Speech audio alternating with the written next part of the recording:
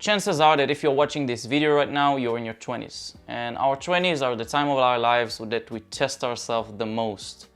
We begin to pursue careers, we form new relationships, and we shape our characteristic traits. It's usually the time that we get out of the comfort of our parents' house and go out into the world. And with new experiences comes new challenges, new problems, and a lot of confusion. It is crucial that we know how to face these challenges so we can learn from them and operate on a higher level. This is why the book that I'm going to talk to you about today is so valuable for this time of our lives. And even if you're not in your 20s, this book can have a tremendous impact on the way that you view the world. The book is called The Obstacle is the Way, and it's written by Ryan Holiday. The book is divided to three primary sections: perception, action, and will. And I'm going to share with you my favorite ideas and stories from the book. I'm not going to go too much in depth, but I will share with you the general premise of each section and tips on how you can implement each idea today. So the premise of the first section is that we can turn obstacles upside down with our perception alone. We don't control what happens to us, but we do control how we respond to what happens to us. Our perception can be of great strength or great weakness. To give an example, Ryan Holiday mentioned John D. Rockefeller, who was in the beginning of his career as a bookkeeper and financier in Cleveland, Ohio.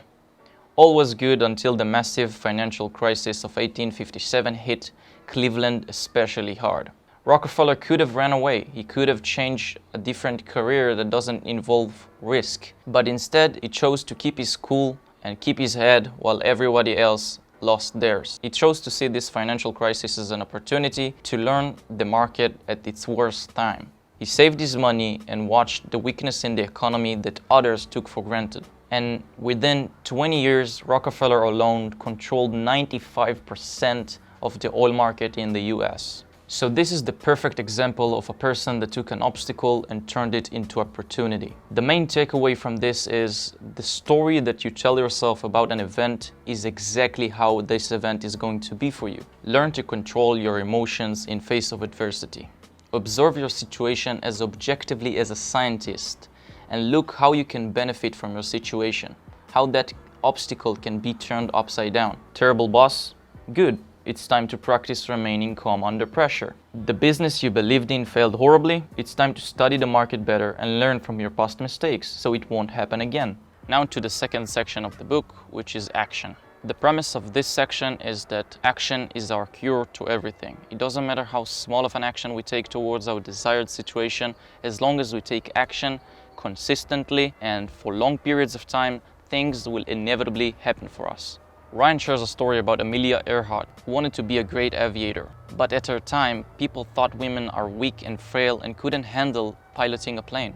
Until one day her phone rang. Someone on the line offered to fund the first female transatlantic flight ever. They said she won't be able to fly the plane and they'll send two men with her and they'll get paid a lot of money and she won't.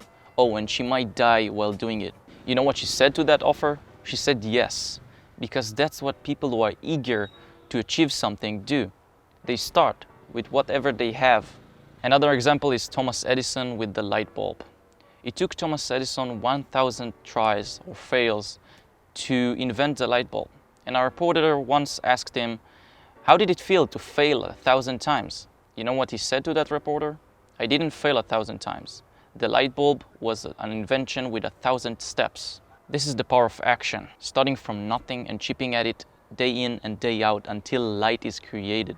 This is the principle we take from this section. Avoid analysis paralysis and start with what you have right now. Simply start. Work on it every day, refine it slowly, trust the process, and eventually you will succeed. The last section is will.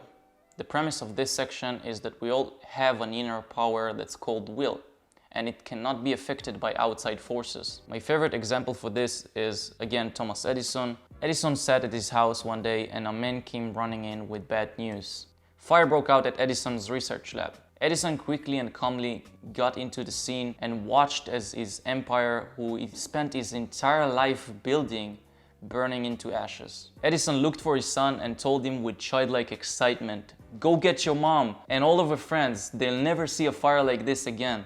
What could Edison have done? Wept? Get depressed? Get angry? Quit? what that would have accomplished. Edison knew that he couldn't do anything about the fire, but he had will, and within 3 weeks, his factory was back and running, and his employees were working on new inventions that would change the world. To do great things, we need to endure tragedy and setbacks. And even more than that, we need to enjoy every step of the journey, love what we do with all that it entails, embrace the pain and choose to triumph because of it. I hope you guys learned something from today's video, and if you enjoyed, consider subscribing. I'm going to be uploading a video like this one every week, and I will see you on the next one.